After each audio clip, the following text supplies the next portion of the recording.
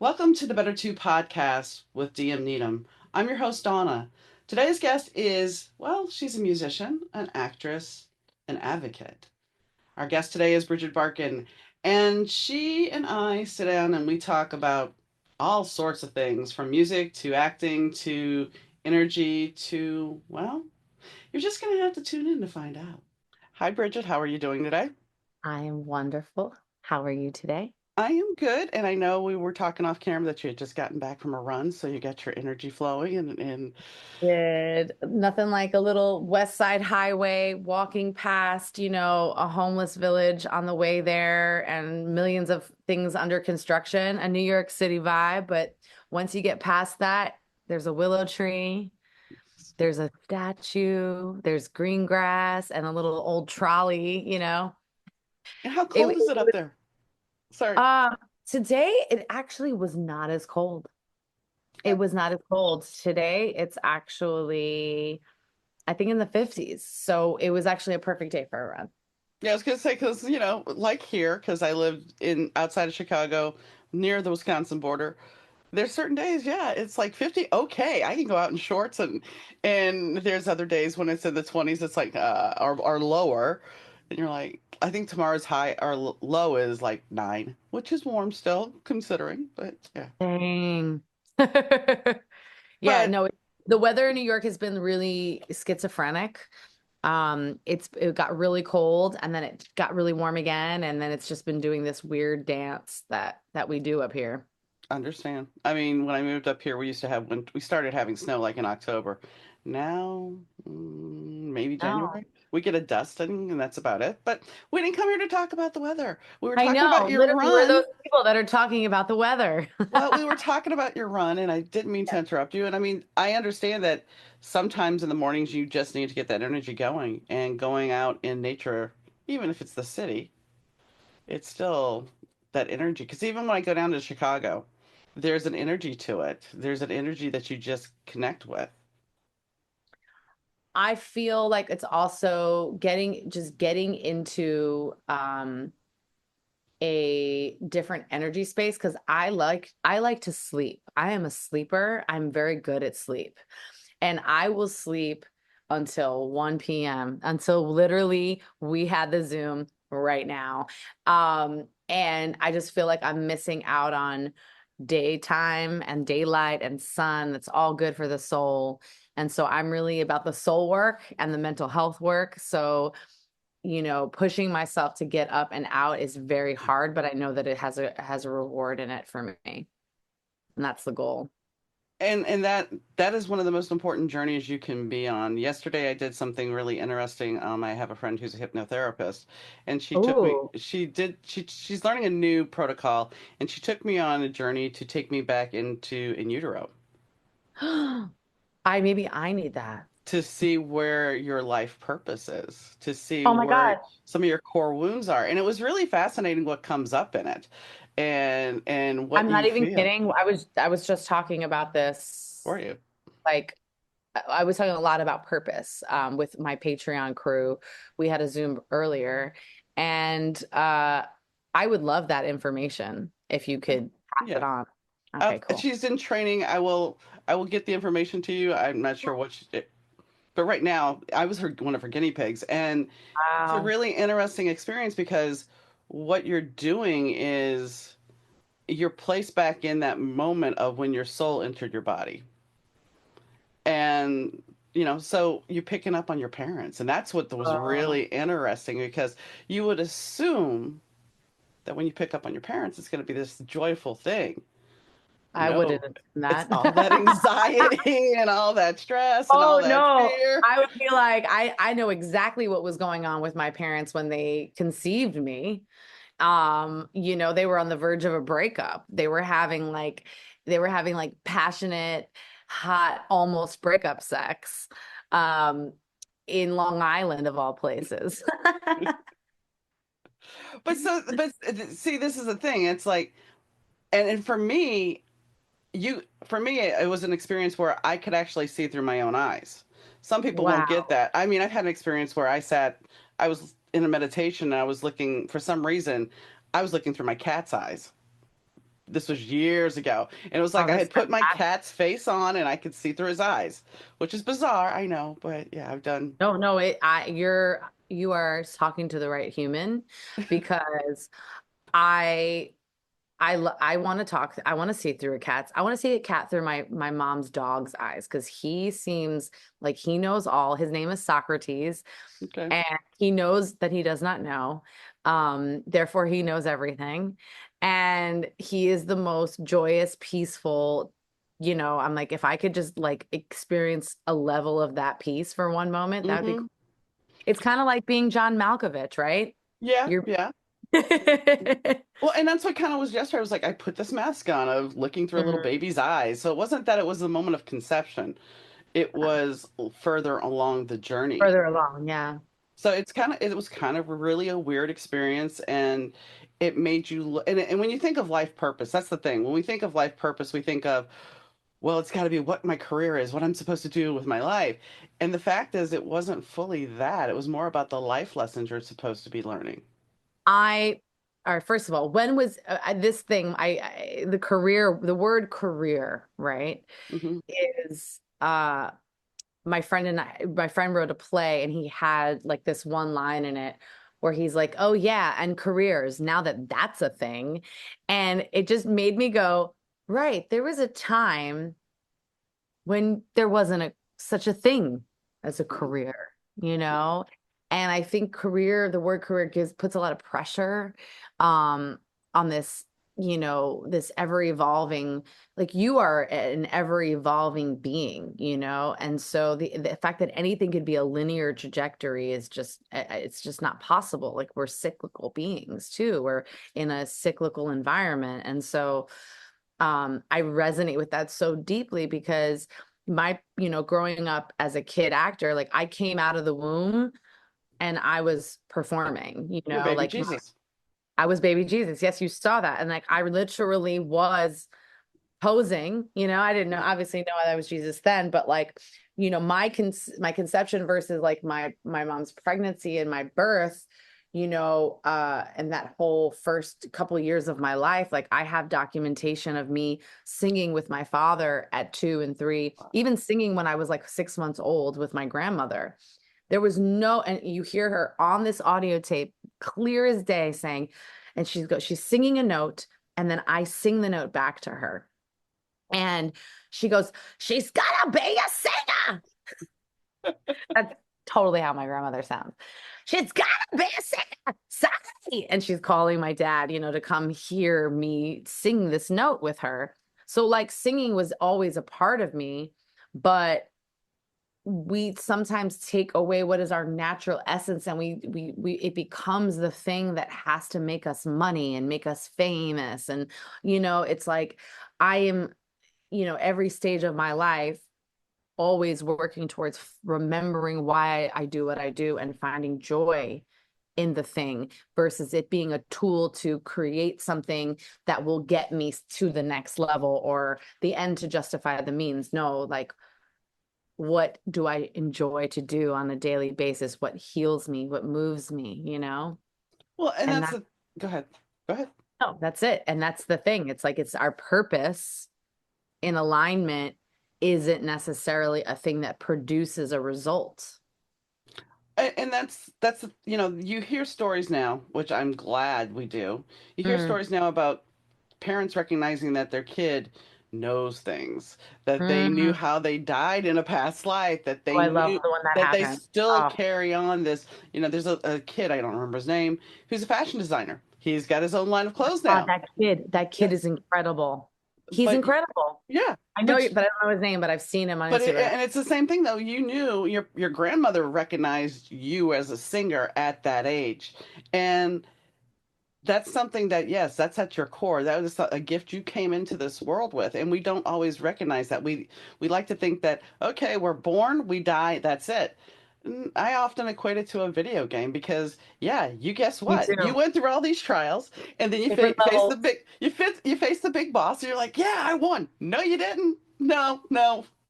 Nope. We're going to make sure you did it again. We're going to make sure you get all the lessons right. And I think that's kind of how life is, and the vibe is, and the energy is. And when you're able to Mm. start looking at your lessons that are repeating in your life, because that was the big gift of yesterday, Wow. is looking at the lessons that repeat in your life, and how do I navigate and move forward, and how have I grown since the last time I went through some of this? Oh my God, you're really, yes, I'm very much in that exact same, because I've been doing a lot of reflecting. I mean, I feel like I do that often. It's not like a new thing. I've been doing that. Like I was reflecting when I was 12 about what it was like when I was 9, you know? I mean, what lesson did I learn then? Like I've always been reflective. Um, but yeah, it's like I want to do better, right? Like I don't want to be perfect. I'm never going to be perfect, but I want to just do better than I did last time. I want to be more authentic this time around. I want to be healthier this time around in whatever, in every relationship, whether it's business or personal, with every project. Oh, I didn't tie that loose end 10 years ago. Okay, it's time to tie the loose end, you know?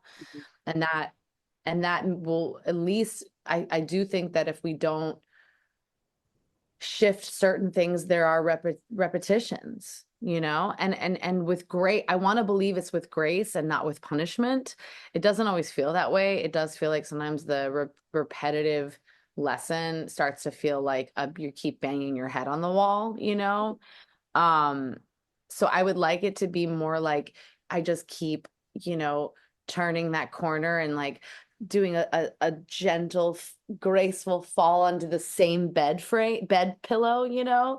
Like I don't want it to feel like I'm always hitting. I Hmm. want it to be like, oh, this lesson again. Okay.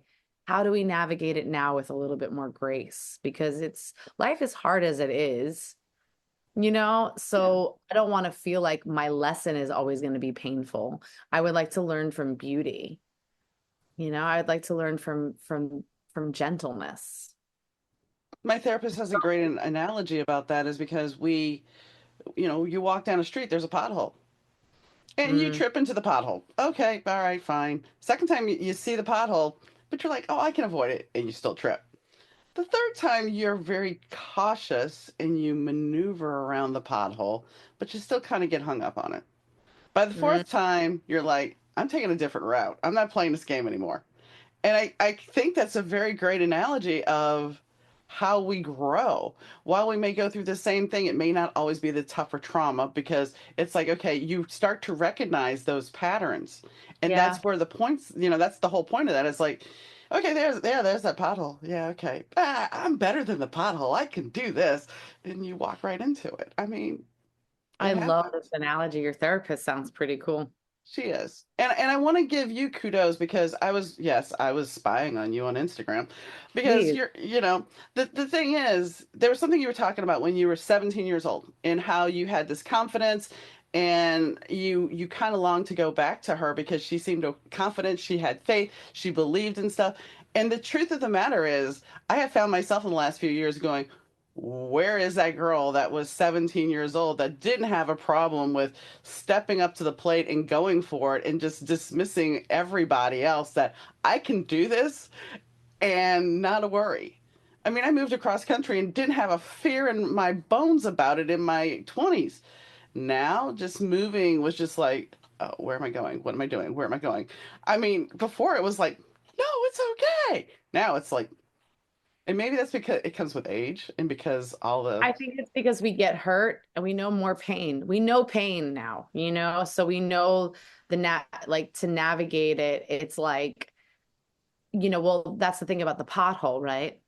Some people may not even leave their house anymore because they don't want to have an encounter with a pothole. And I think when you're young, you're like, oh, my bones are not that fragile. I fell in the pothole. Oh, well, I'll climb out of it, do it, you know, dust myself off. And hey, that was kind of fun. You know what I mean? mhm, Like actually down there in the gutter, like I met some really cool friends and we hung out and we danced till, you know, 7 in the morning. And I'm coming out of the pothole now. You know, I feel like, and it's interesting because as an artist, I think I choose the pothole, you know, like I have to go in that pothole. mhm. I need to. There's something in there for me to work out and get a good song. Or I need to get in that pothole. I need to get dirty. I need to get my hands dirty. I need to know what makes me a unique being an artist on this planet. And I'm not going to do that without getting my hand, without getting in Right. the muck, right? Um, but it's the set for me in high school, and just like what I think about myself is that confidence, what also came with that confidence was a bit of a cunty vibe. And I think that that's what happens, unfortunately, with young women, because when we then become confident, when we have that confidence, we have to protect it in a certain way. And so, but we don't always protect it from the right people. So like there was like a lack of maybe care for people who I didn't need to be cunty to, because it was more so like an industry, or like, higher figures that I needed to have that kind of energy towards, but it was kind of misdirected power. That makes Hmm. sense. Yes. And I think that happens to a lot of people, and then and it never changes. They don't grow from that. And I Right. think I was given an opportunity, whereas like I had a lot of success and I was surrounded by very famous people even in high school, and then people who I grew up with who became mega stars. I was humbled. I gained a lot of humility because I was the star in a lot of circumstances, but the people around me that were maybe a little quieter are the ones that became like super mega famous. Um, and I love when like people I know say, "Oh, I ran into, whatever famous Hmm. person." They're like talking about you. And I'm like, "Oh, I'm so honored. I'm so glad. Have them put me in a goddamn movie." Like I'm like, Yeah. they're thinking about me. They could find me. But no, I think what I believe, and this is what I've just chosen to believe now, is that, because whether it's the truth, who knows, that I've been put through my own a specific kind of training ground to make me in a more empathic, compassionate, caring being.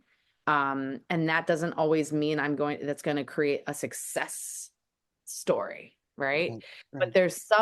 there's some part of me that feels like the design has been to make me to take what is a real deep truth about who I am, which is I do really care for people, and believe in healing, and can offer that, um and can be in service to others in a very pure way.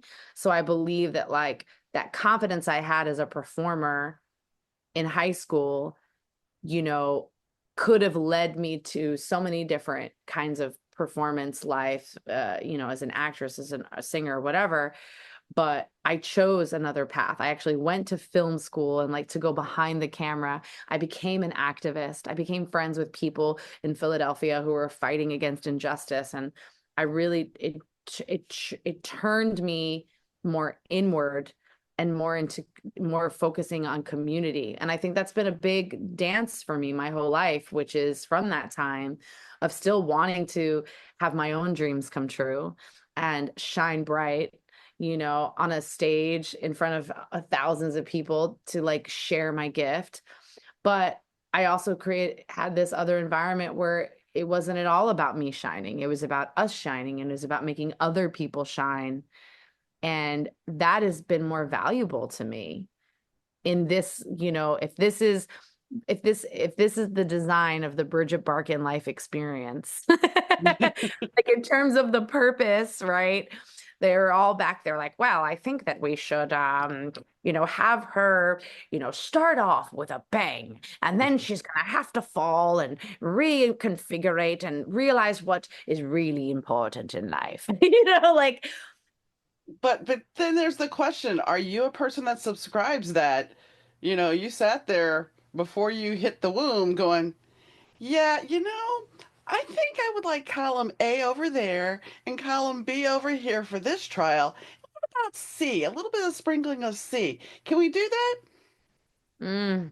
that we already picked all this stuff, and that's the thing. We don't remember that we picked all this shit. Right. The contracts that we sign before we come here. And I do like that as a theory or belief. I do like that we decide the journey, that we're not complacent and that there aren't just like these big angels in the sky deciding everything.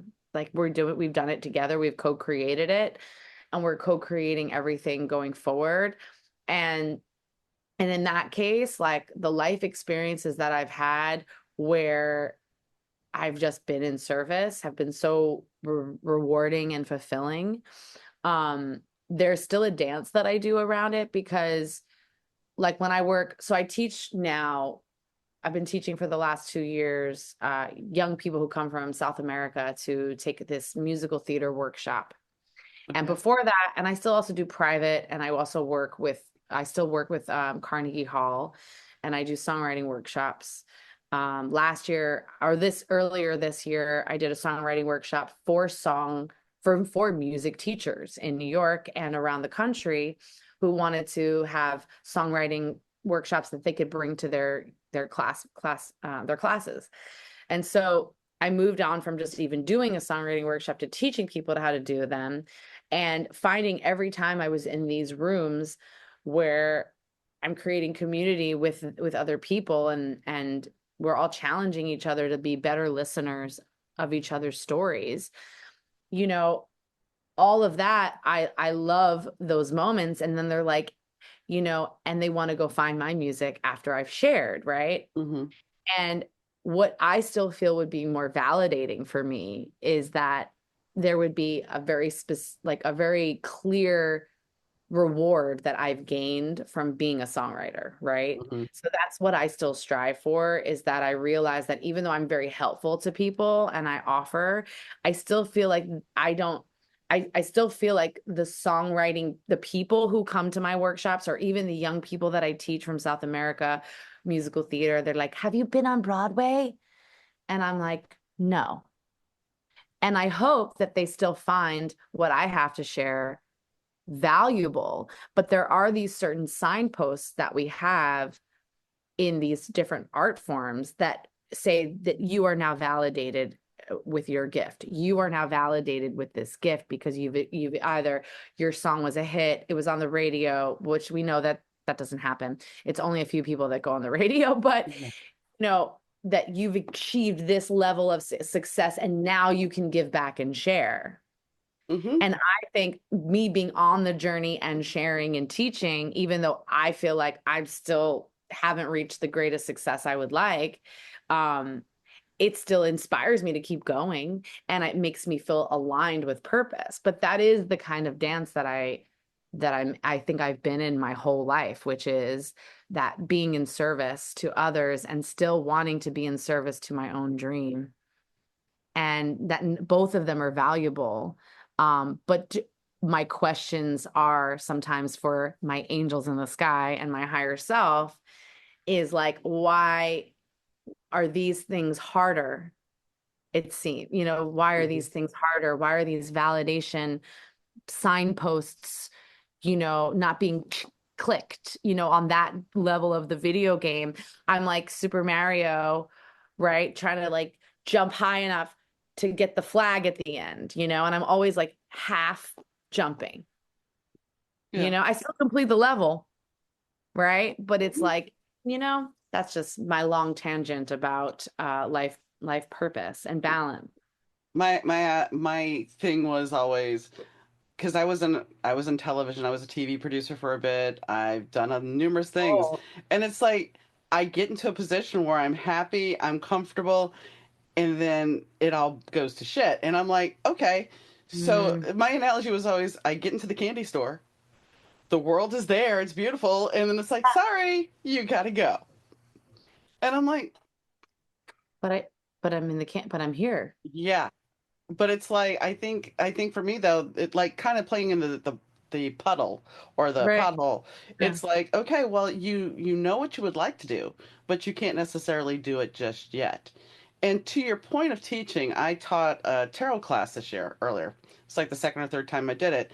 I And love I that. had I had students that were like, "So are we going to get a certificate?" I knew you were witchy as soon as it opened up. I was I like, was oh, I was my born fellow Friday witch. the 13th in New Orleans, okay? Oh my God, I love In that. October. So it's like you really can't so they Wow. asked me, they're like, "Can I get a certificate?" And I just looked at them and said, "That certificate is not going to make you a good reader. And you can go online and you can pay gobs of money to become a certified tarot reader, but that doesn't mean you're a tarot reader." I read Absolutely. intuitively. You can learn all the little nooks and crannies, and there's a lot of teachers that teach the class where you can become a tarot reader in I think it's not even 5 hours. Sometimes it's only 2 hours. Pay me $90. I'll teach you how to read the tarot. I'll give you a deck, and off you go. My class was 10 weeks, an hour a week, and we went through every card and we went through several different decks to look Oh, at I the love that. difference. I love tarot very much. But this is what I'm getting at. So it's just like your class, you teaching other people the songwriting, the joy of songwriting. It's all about nuance. Nobody else in the business is going to teach songwriting like you do. And that's something, not to overstep, but I think that's something that you've missed on, because you have to accept that no matter what, you are teaching something and giving a gift that nobody else can give. No matter what accolades, no matter how they view you, you internally have to realize that you have this gift that you're able to give somebody else, and you don't know where that's going to take them. And while that's not fully following your dream, I think in the potential you will have the ability to follow that dream, but you have to come to terms with the service is what helps, and I'm giving them a gift and a reward that nobody else is going to give them. And I'm I giving them agree. time that Yeah, nobody else may give them. Because that's fair. your work that I was looking at, you were writing songs for people that did not have the potential, mothers with kids that were in, homeless shelters. You were writing with kids that were incarcerated. I mean, nobody, how do I say this? You are writing with the people that are forgotten. And that, Some my of the friend, best, and and that just, honestly, go ahead. some of the best songs, like some of the things I'm the most proud of is what I've done with them. That's what I mean. It's like that's why I know that whatever signpost didn't get checked off, like, but whatever brought me to those places in my life, if I had gotten the big tour or the record deal when I was 24, Atlantic passed on me and I was in the, talks very early. Like I've been in the industry so long that there was no reason, like, you know what I mean? Like there was no absolute reason why I didn't get a skyrocket out of here, quote unquote, but probably back then really, really bad deals anyway. Mm-hmm. Um, because I do think that there's a design of what I was meant to put my energy towards and the things that I really, really love. And, some of those moments that I have, like I haven't worked in the prisons since the pandemic when it was shut down. They recently have started the programs again, but I'm not involved at this point. But I want to be again, like I would like to work with all different kinds of populations. And earlier, well, when I was in Wisconsin, I was doing a show out there in Milwaukee. And I knew I wanted to work with seniors. I just asked the senior center if I could come and just play music for them and then write a song for them, just volunteer. And doing that again, once again, was like such a reminder, just sitting with all of these beautiful elders, having them share with me what they've learned throughout their life, and then being able to reflect back to them and then put that in song was so valuable. And so I truly know that those experiences are a part of my life's purpose. And I am really good at helping other people do that. And I'm still also in my own writing, working and finding ways to do that for myself too, because I also need that healing, and sometimes I give that to myself, which is, and I did in a lot of these last songs that I recorded and released. And there's more in me to heal. Well, and you shared a beautiful moment once again in your Instagram stories about the Fiona Apple story, and how it Oh, came full yeah. circle at that event that you're talking about, at that Woman in Rock thing. And that's the thing, when you're able to sit there and have that full circle moment. When I first published my book, there was one person I wanted to give it to. And this person was a musician, and the book's about a musician. And it was like, out of everything that I did for this book, it was one moment I wanted to have. And so I ended up being able to give them that book. And the most amusing photo I have is there's a photo of me meeting him like years and years ago, and I'm holding the tour program.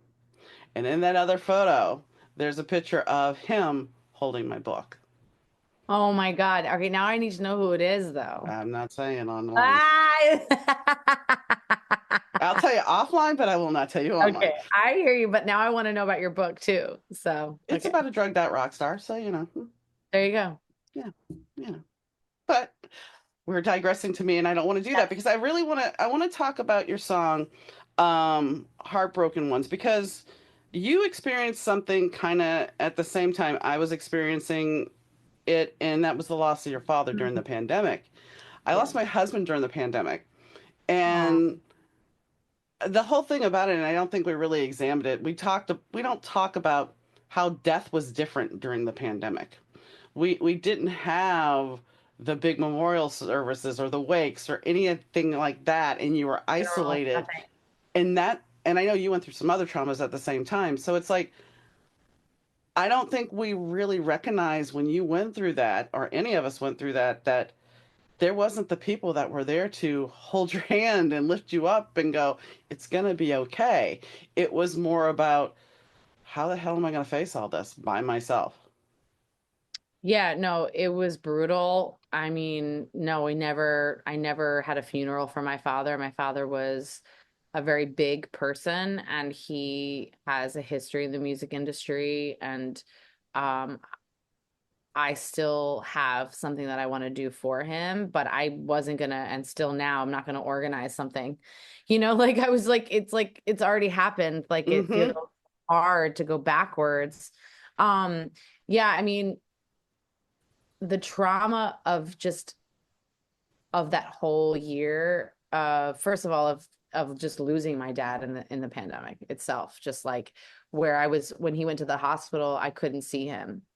Like I had read about this happening with a mother or with a daughter and a father, and she's like on the phone with her dad and as he took his last breath, and I'm reading this and I'm like, this is crazy. Meanwhile, my dad was at home and doing okay, and then his anxieties started to increase the more and more they were like, you can't go here, and everything was closing, and he had fallen at home, which led to kind of a decline, a very quick decline, which, as far as we were concerned, my father was a cockroach. He was never going anywhere. Like he was Yeah. going to be forever.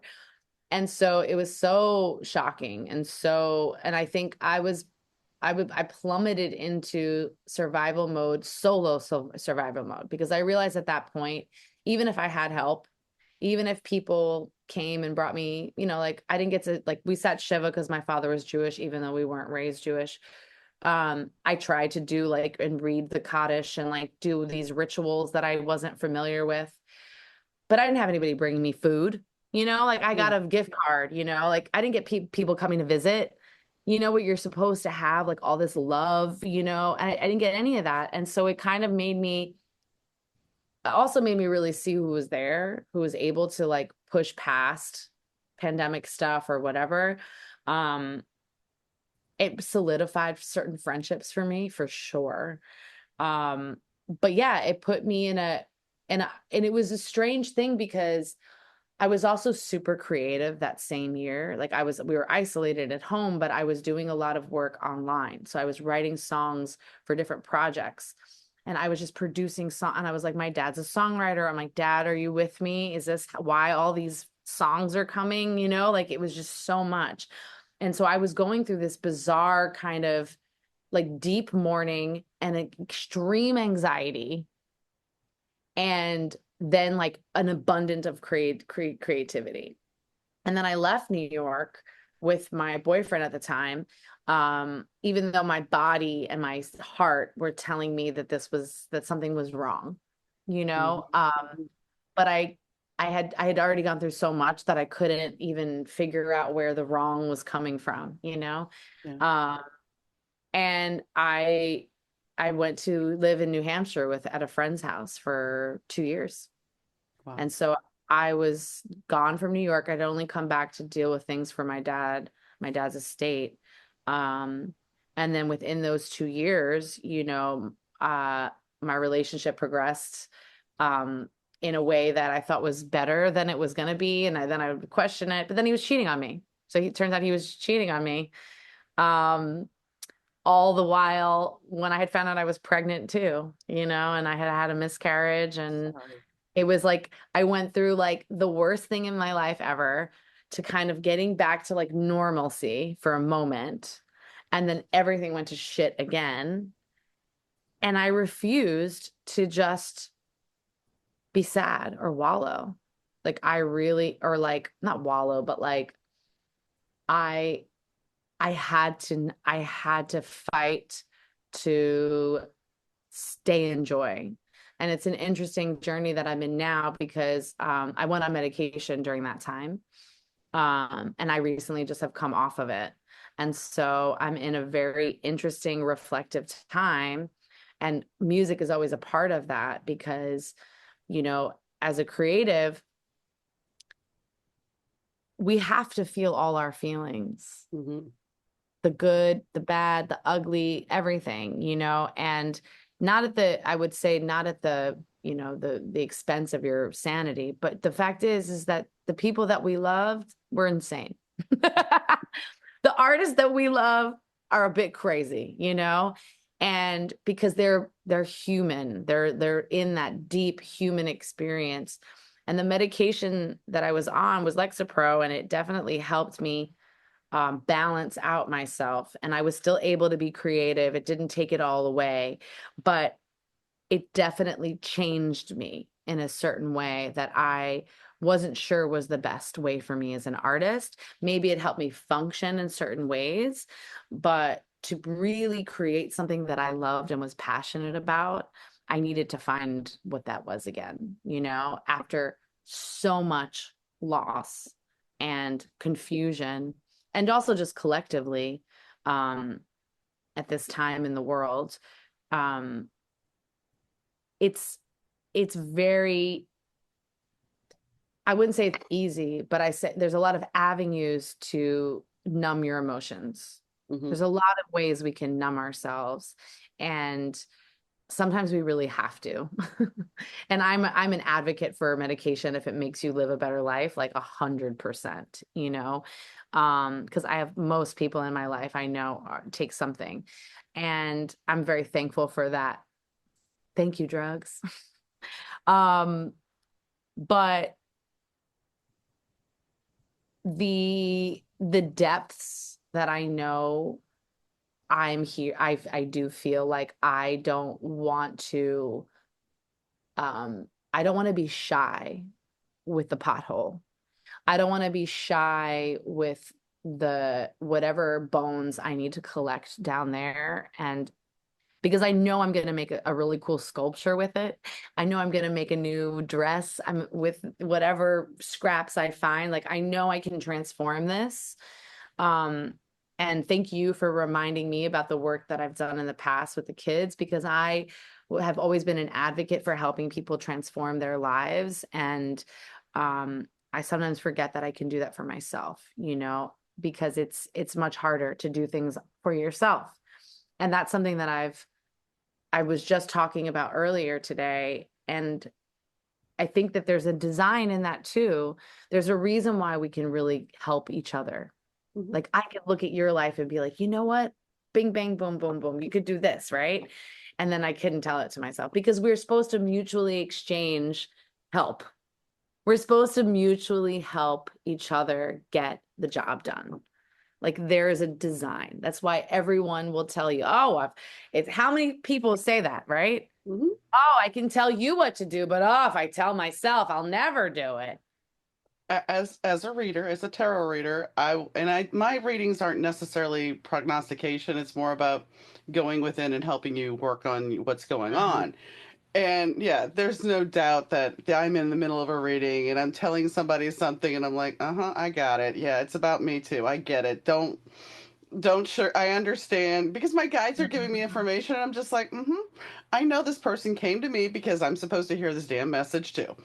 I But love that. A but reflection. yeah, but we don't always, it's always easier to tell somebody else, or even if somebody really close to us tells us something, but yet a total stranger will tell us the same thing, and suddenly that total stranger has more validation than the person that we were with.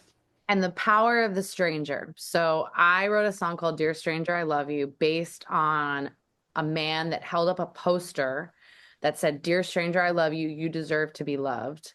And he held up this poster on the anniversary of his wife's death and said that she used to do things like this. So now he is doing it in honor of her.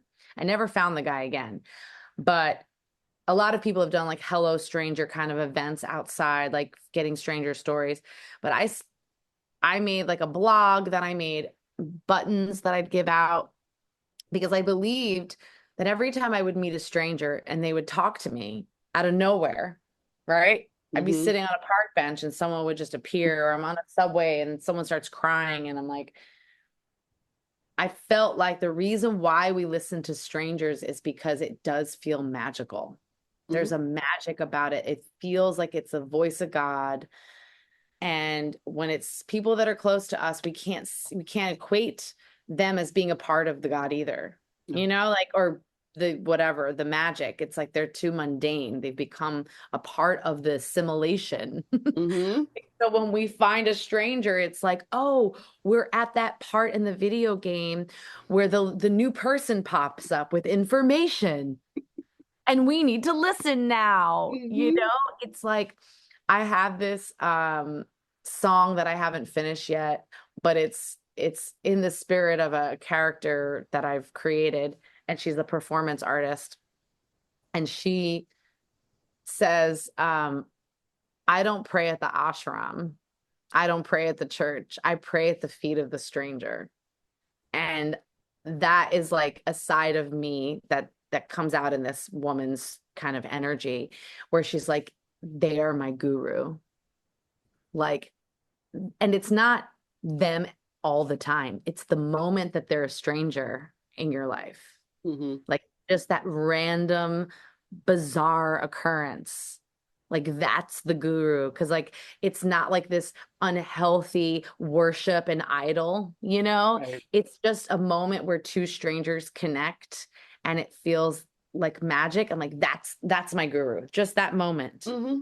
in itself, you know? It's because because it's not owned by either people. It's just the moment. Right. There was a time when my husband and I were walking through Joann Fabrics because he would make tarot bags and stuff. And this Oh, woman was following us. She would come, she'd be down, we were on an aisle, and next thing you know, she's on the aisle and she's looking at us, acting like she's looking at something else. We'd move another aisle, she'd show up. She did this for like a half hour. We're in the checkout line. She shows up behind us. And she goes, I just have to say something to you guys. And I'm like, okay. And she's like, you remind me and my husband, my late husband. You guys look so much in love and so genuine, and I just had to say something, and I enjoyed watching you. And that's all she said. And it was just, it was a gift because somebody saw our love. And so, yeah, it was like the side quest for us. It was like, okay, what are we doing here? What's going on I love here? that. I And love then that. she gave us this bit of information that somebody that, I mean, it was better than when he was in the nursing home rehabbing from his heart surgery, and I'm having dinner with him, and the nurse, this woman comes by and she's like, oh, it's so nice that you're having dinner with your dad. He just had more gray in his hair. He was only 2 years older than me, but yeah, we're like, or we're leaving a restaurant, let me get the door for you and you and your father. Dad. And Oh, he's like, I'm not that old. I'm like, I know you're not, but this is the thing. It's like that information that somebody else gives us. Sometimes it's the nugget we need to hear. Like last week when I was taping episodes of the podcast, somehow in every conversation the statement came up. Well, it's all about being in the right place at the right time and the right opportunity. Okay. Friday night, I went out to dinner with one of my friends. Everything that could go wrong at the restaurant went wrong. Our food was delayed. And then my friend's like, hey, isn't that such and such from, this place where you did some voice work? I'm like, yeah. She's like, I'm pretty sure it is. So she sees her move, and I turn around and we start talking and we reconnect. But the funny thing is, had the food not gotten screwed up, we would have been gone. You would have been gone. So all week That's when I'm long, like, there's that message. design. All that will leak, you know, be at the right place at the right time. Okay. I like that. And I like to believe that. And I like to remember that, especially when I feel like, when you have moments of for me in the terms of reflecting, back on my life and looking at when I feel like I made a mistake, where I Mm-hmm. feel like if I had just done this, this would have changed this and this and this, right? And I know that that doesn't help. Like, like it doesn't help to go down those, but it makes me go, well, I can change that now. Mm-hmm. I could do this. I could do the same thing I did 10 years ago, but complete that loose end, tie up that bow so that and so then now I can see if that actually does change what I thought it would have changed Right. back then. So that's the power that we have and the control over now. But it's like, look, it's interesting how easy it is to get lost in trying to find the mistake, like Mm-hmm. it's that doesn't help. That doesn't actually help. Like what is the learning from that? Really honing into on that deeply. So there's rumors that Scissor Sisters is getting back together to do something. Are you going to be part of that? Um, You don't know. That's okay. I, I have a really good feeling. I was only a background singer a few times in my life because I never felt like I could live that life happily. And thankfully, my first and major job I ever got as a background singer was with them. But they barely even treated us like that. Like they really gave us a lot of support and love and all of that and in that configuration. And in this new one, there may be more to do. So we'll see. We will see. I want to talk to you a little bit about because I know we're running a little long, and that's okay. I'm okay with that as long as you are. We definitely have to like talk after this Oh too. yes, we will. We will. But I mean, I want to talk to you about being the mistress of ceremonies. Yes, darling. That takes a lot of guts. I mean, that just I've Uh, watched some of your performance and I mean it's great and it looks fabulous, but that takes a lot of guts and a lot of self-confidence, which I know you don't lack any of, but in the very beginning when I got the job, or when this incredible burlesque performer called the Main Attraction, she had seen me perform at a disco night, and I had done this like kind of tribute to Bette Midler, and was in a towel and a thing, two towels, and then I like took it off and like did this really fun routine. Um, and she's like, you have to go audition for Dwayne Park to be the mistress of ceremonies there. And I had done so many shows up at that point where I had been on stage talking about myself and my life and like experimenting with all of these weird things. Like I had definitely like busted through a lot of insecurities that I had about being a performer by then.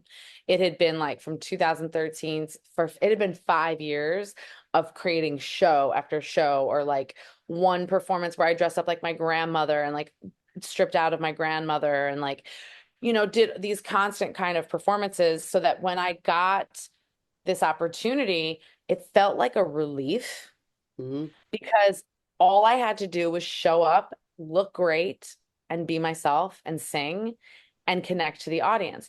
But I will say one of the owners and managers, he had to like remind me that I was in control and that I didn't have to be self-deprecating, because I was like, oh, right. In my shows, I'm always kind of like a little self-deprecating and like, he's like, oh no, here you are a dominatrix. you are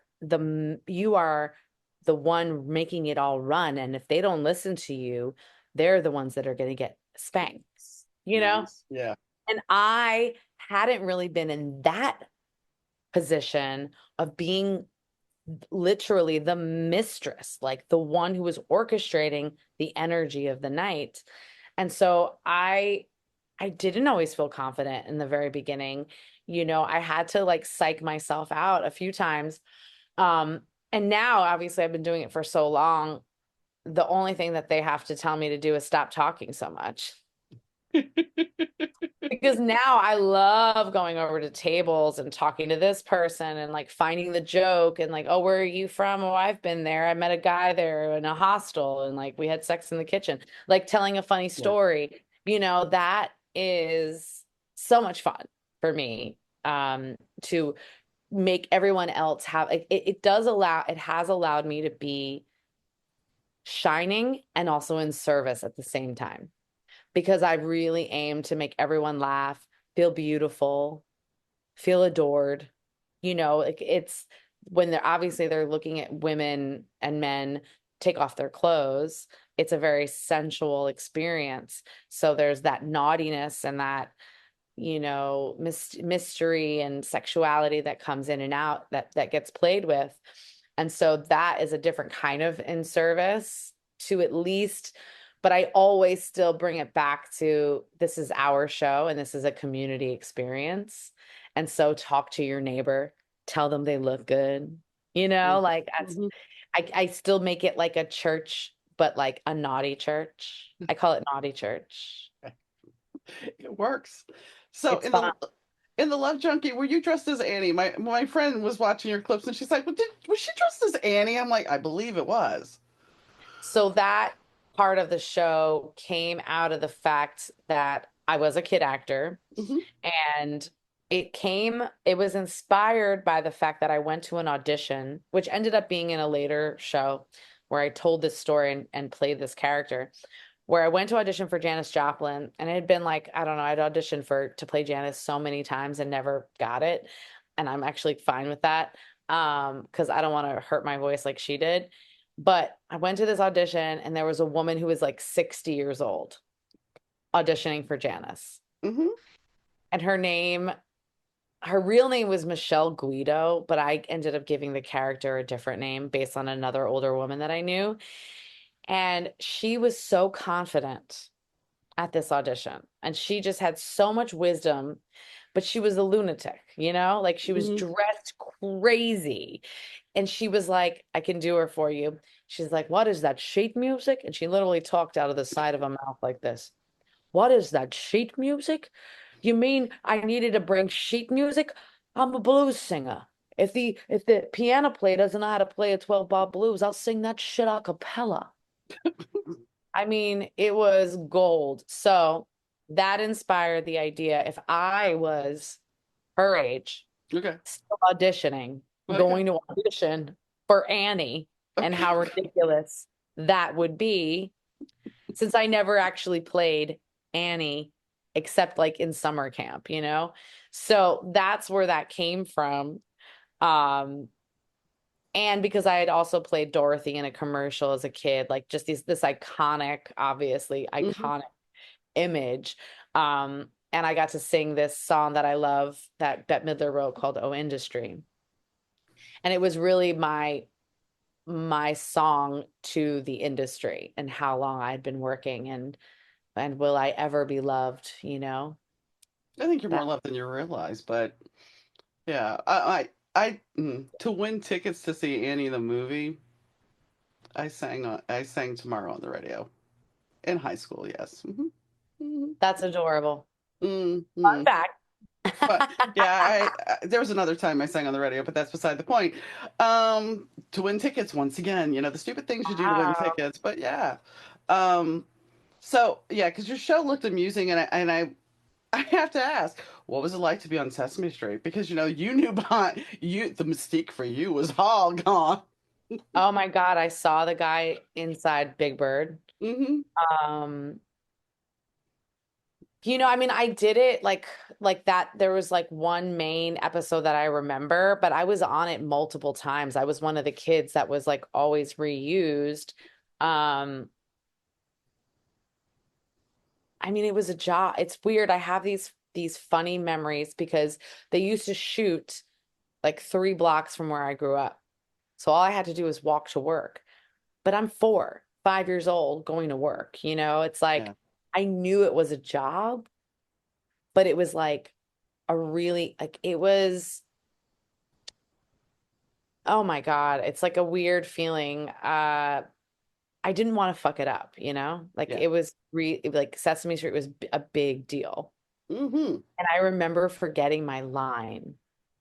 And it was the first time I had experienced like that fear of like fucking up on camera, And we just rolled with it, And every time again, I'd forget the line. And it was such a pressure for a kid, Yeah. be so young and like, you know, but it was still magical, it's still a magical thing to have been a part of it for sure. But working as a kid actor is not it if you are an anxious kind of kid and if you're just like perfect, I don't know what kids aren't anxious, but Yeah. it definitely was my first experience of like, oh my God, I can't fuck this up. So then we're gonna time travel to what was it like? Because I know you had a reoccurring role on SVU. Oh, well, that was one of the best experiences I've ever had as an actress because I was in that scene with an incredible woman, Mariska Hargitay. She is actually an incredible person. She's not only great to work with, she was really funny, and she loved me playing this role. Like they thought they couldn't get it over it. And I think she must have had a hand in having me rewritten again into 2 more episodes. Nice. Nice. They loved bringing her back. I kept saying, I told the writer, I was like, you need to make a more permanent role for her. What if she's like a informant? Too bad she couldn't show up again. I know. That would be He did. pretty. The writer was really awesome, though. He did write me into another TV show that he was working on. But yeah, who knows? Maybe she'll come back.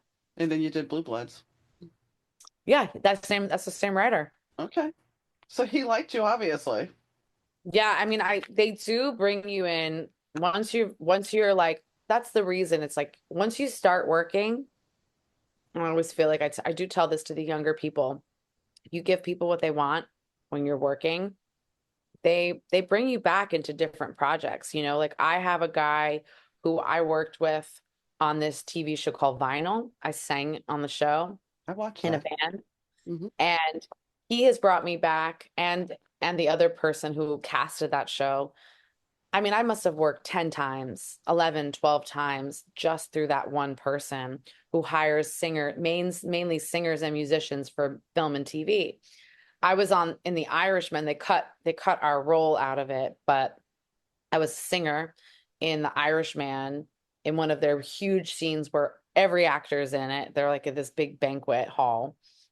And I worked on that show for a week. I only actually worked 3 days, but I got paid a week's salary on that movie, and that was incredible. Um, it's really amazing to see how relationships do work in this industry. Like when I look at the ones that have really, like I have a job today for a commercial singing a voiceover, same guy. Nice. Once they find people, they don't want to have to find a new person. They want to Right. find. And so that's the blessing of that of the industry. And it may not be something you'll ever hear or that I even care that you hear, but it does keep a girl working. Oh yeah. Yeah. I worked on my best friend's wedding, and I remember being, yes, it was as an Oh, I extra, love that but movie. I was like, I was one of the last ones picked out of this big cattle call room. I'm like, oh, this means I'm definitely not going to be seen. I'm not going to be anywhere near anything. And in the scene, you can't see, I'm a green blur. In the scene where she darts out of the bakery truck. I'm walking with this other girl and we're talking. She's running into Union Square or Union Station. And me and this other girl are talking, and they're like, okay, when the truck stops and she runs out, just ignore it. And I'm looking at the girl going, first I was like, what? I'm going to have Julie Roberts run past me? And I have to Okay. ignore it. Yeah, I'm like, okay. Well, he was coming in through the other side, which that's a whole other story. But I'm like, okay, so she's gonna run past us, okay. But we were both like, this is Chicago. Nobody's just gonna keep walking. They're gonna stop and be like, what the hell's going on here? It'd be like New York. Everybody's Reality. yeah, but no, we want you just to keep walking by, ignore it. Well, on the other side of Union Station, they were like, okay, we want you to stay close to the curb. Don't worry about it. He's not going to jump the curb. You're going to be safe and everything. He jumped the curb and broke the axle of the car. Everybody was fine. Nobody got hurt. But yeah, it was like, mm-hmm. Oh My my scene, God. my extra scenes in The Negotiator got cut because they had hosed down the area, and when we ran out of the building, somebody fell, so they cut it. Oh my God. Yeah. So, mm-hmm. But I mean, it was something to do. That's why I did the extra work. But I got called back to work on my best friend's wedding several times, and that's the thing. If you show up and you do your thing, then you're gonna get the call back, and you never know It's where that's gonna go. it's true. I mean, even like, bringing up Scissor Sisters, I mean, like that I knew even when I was doing the work with them 10 years, whatever, 15 years ago. Oh my God. 15 years ago. Time, it moves. No, it doesn't feel right. Anyway, time. Well, was it in the 90s? No, It no, it was was in, 2010 to 2012. well, that's almost 15 years. That's crazy. Wow. Yeah, I felt like I knew that I was going to show up with my best energy, which meant like I also wasn't going to be shy. I was going to be my most proud, loud self. And I definitely think that it served me, and I did have a lot of confidence when I was there. Um, and I think, you know, yeah, I mean, keep showing up, right? Hmm. And before we wrap this up, there's two more things I want to talk about real quick. One, you opened for Lady Gaga. What was the energy like opening for her? Well, that was when I was with Scissor Okay. Sisters, Okay. and we were on the Monster Ball tour, which Oh, was wow. insane. Mm-hmm. We, 20 Mack trucks, you Mm-hmm. know, huge stadiums. Mm-hmm. We played for a half an hour. And most of the time we would drive to the next city. So we would do our own show and then be there for the next day to do her show. But when we were there, we would stay afterwards, after our set, and just go right next to the stage, So I was watching Gaga enter from backstage. I have a fun little history about her. Before the show, every time I saw her, I could hear her. She was always warming up singing Whitney Houston. Really? Yep. That's Every amusing. single time. It must be her like power source or might be something vocally for her. But I thought that was really cool that she did that. I mean, it was an insane Oh, experience. I can Like imagine. I had a lot of cool connections with her band and her dancers. And in fact, I had a crazy connection with one of her main dancers. I'm in the middle of the cafeteria. We just started the tour. Everyone was so nice, so happy. Everyone was so happy. I was like, is there a rule that you can't be unhappy here? Because I'm a little scared that you're all so fucking happy and nice. So he comes over to me though, and he's like, I know you. And I was like, what? How? He's like, we went to camp together. And then my brain went, blah, blah, blah.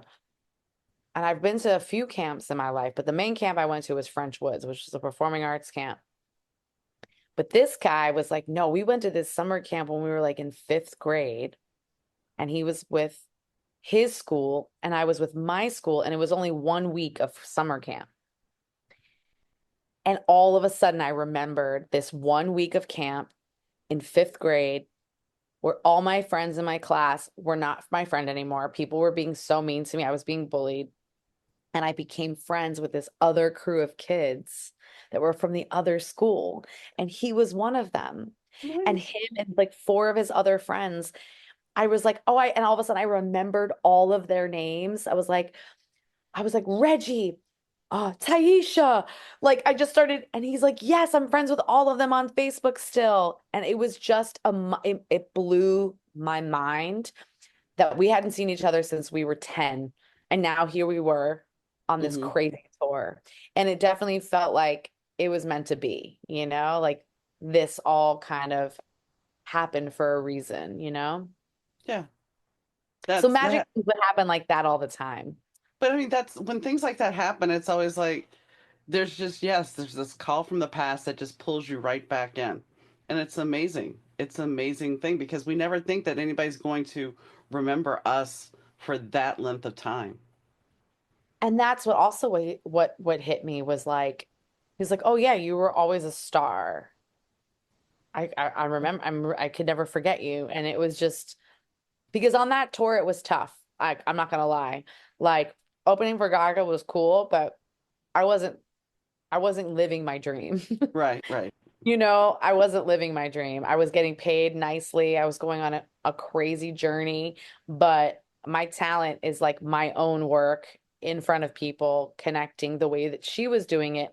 I just knew I didn't want to do it like that big, but that looks stressful, honey. Oh, yeah. I, what a life.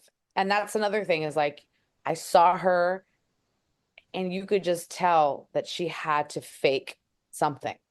She Hmm. just had to protect herself and be this like athlete robot to just be able to execute her job.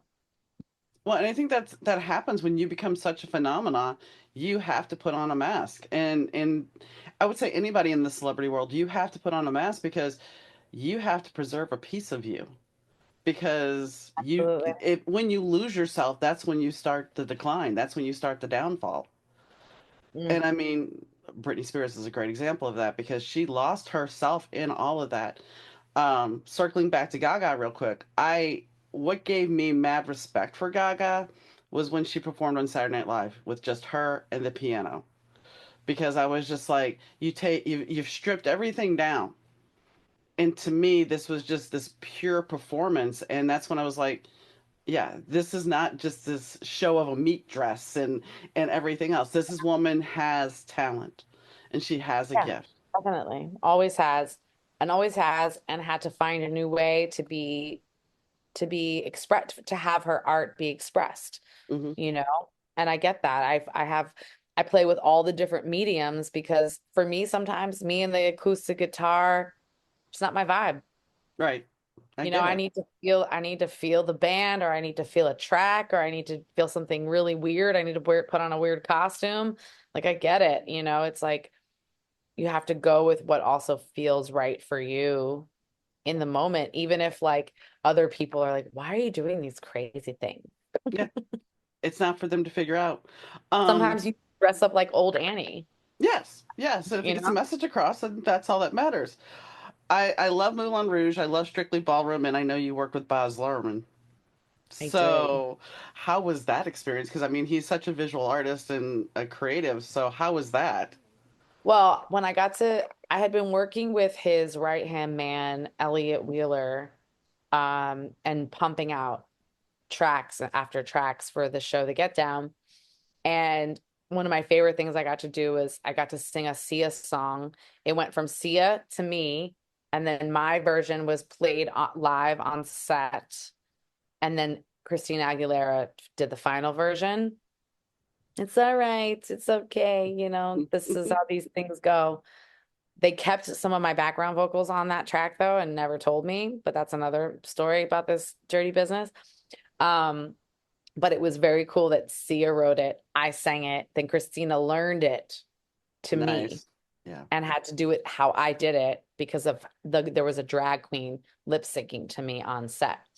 And so we had done a lot of stuff, and then there was this moment in the show where they needed a character who was going to be the voice of this famous record that they loved. And Elliot was like, I think it's you. I'm going to just really I'm going to have Baz come in when you're here. So I came in, it was like right around my birthday. And he was just a sweetheart, man. Like I just really liked the guy, he was just quirky. And I had told him where I was coming from, where at the time I was working in the juvenile detention center, and he was fascinated by that. And he wanted to hear more about it. So he wanted to hear me tell him, and he's like, if there's any songs that the kids have written that you think would be good on the show. I'm like, I don't know if I have power like that, but there was one song I ended up sending him. They loved it, but they obviously couldn't do anything about it. But the fact that he cared about that, I thought was really cool, And then he just directed me to sing, and he's like, I need, he would tell me, he's like, this is your life. This is your moment, like he was really, I can't do his accent, but I get it. he really was very passionate. And, Nice. and I still get his holiday greetings. Oh, He would okay. send like cookies or like a card with like a ornament or like, Nice. Nice. it's really It's sweet. it's the thought that counts, and it's the. I'm somehow on Hey, the thing. that could lead to something else one day. You never know. You never know. So I did listen to good things, and I think, there was a lot of rawness and realness in that song, and I did find myself getting a little misty-eyed, and I don't, there was something to it. And the Heartbroken ones, I like the fact that it was touching, but you also said it's a song not for the lovers, it's the song for the people that are brokenhearted. And I think that we have a lot of people that don't exactly acknowledge that. And of course, Brighter Yeah. Days was awesome. Yes, I could see the whole club vibe to Brighter Days. We Awesome. Yeah, that was collaborated a good with. one Yeah. with So I Todd mean, Terry. and even when I did listen to Dear Stranger. The There was old a school, yeah, I mean, it was like a totally different vibe from so what you different. have now to Yeah. then. And so I think you have a very good catalog, and there's a Yeah. lot of potential there for you to continue this journey and keep going. So, is there Thank anything you. we haven't talked about here that you would like to talk about or Well, I add? will say that what when I wrote Heartbroken Ones, it really did help me. I was singing it all day, every day after I found out that my boyfriend had been cheating on me. Um, and I had accepted it almost immediately that I found out that he had been cheating, that it was over now, and my life was going to completely change. And I welcomed it. I was like, I can do this, but it didn't matter if my brain had made the decision, my heart and my body just needed to break. It just needed to cry. And I believe that we forget that we sometimes it's just an actual energetic thing that needs to happen. And so when I finished the song, I was like, okay, I'm not heartbroken anymore. Um, but I know that this was like exactly that kind of thing that I wanted to give to someone else, that if they can feel, and I didn't write, there was a line that I ended up changing when I recorded it where I say it is what it was. And when I said that, that was the final healing that I needed. And so it's pretty amazing how my own song can do that for me. But I truly do love helping other people get through heartbreak. And that's something that I want to continue to do. I've given a couple of songwriting workshops one-on-one, which I call medicine songs, where people can sit with me and their heartbreak, and we write a song about it and we transform it. And that's something that I'm really looking forward to do. So I love to share that with whoever I talk to, because you never know if there's someone listening who wants to write about their heartbreak or their grief or something, and get it out. Yeah. And that information can be found on your website, which will be linked in the bio. Yes, So, yes. well, I thank you for coming on. Thank you, darling. I love talking to Bridget. It was a great time, and yes, we did talk off camera. Um, Bridget is a multi-talented actress, singer, and I would say someone, even though she said that she hasn't really hit those goalposts, those milestones that you might have on a side quest. The thing is, she has made a difference for a lot of people. And sometimes when we make a difference for people, we don't actually recognize it. We don't see it because it's done behind the scenes. And that is a challenge to be proud of who we are without waving a flag about the good works that we've done. You know, sometimes like cleaning out my house. When I was cleaning out my house, most of that stuff, yes, I shared a couple of pictures that it went to charity. And the fact of the matter is, sometimes we do good works without sharing or giving information or even talking about it, and that's okay. And it's interesting today because it's Valentine's Day when I'm releasing this episode, and yet we talked about the loss of love. And even her song, Heartbroken Ones, is about the people that are heartbroken. And I think that's something that we don't talk about enough is that the energy of that loss and how that grief can affect us. And it's something that I am still grappling with. After 4 years, I've come to the conclusion that yes, I have dealt with his actual physical death, but I haven't dealt with the journey of leading up to his death. I haven't dealt with the closing the door on giving the keys to the owner of my new home. I haven't dealt with any of that because I had to keep moving because I knew, especially like the closing of the house. I handed over the keys in November and I knew by mid-December I had to be ready in my new home, in my new office, ready to go for taping podcast. And that's fine. I'm not complaining, but that takes away that time to be alone and to sit with your emotions. And I think that's a big thing for us that we don't always sit with our emotions. We just keep going and going and going. And if you have a way to channel it, like Bridget, she will sit there and write a song about it and help others deal with their grief by writing a song about it. By doing that, it allows us to channel that grief somewhere. I did some of that during my writing, during that year that right after my husband passed, kind of like when she was saying that she was very creative in 2020, I was as well. I wrote a scene about a mother losing a child. Now, while I have never physically gone through what the character went through, I did recognize those emotions because when I chose to walk away from my first marriage, I had to give up those children. And so I had to deal with those emotions of giving up and losing those kids. And I know you can sit here and this was a conversation among many of my friends and my late husband. They're not your kids. Here's the thing. People don't have to be blood to be family. People don't have to come from you. You can love somebody, especially a child, even if they're not your own blood. You can love them wholeheartedly. And when you lose them, even if it's by your own choice, when they're no longer in your life, it affects you just like if you lost your kid. Even though you know that they're out in the world somewhere, it affects you because you've lost that. And I'm not taking away from the grief of somebody who has physically lost their own child. But I don't think we give step parents the grace sometimes that they deserve, that they have that emotional attachment just as much. But I'm digressing because this is about Bridget. So, if you've watched SVU, there's a chance you may have seen her on SVU or Blue Bloods. And like I said, when she was younger, she was in all the TV ads.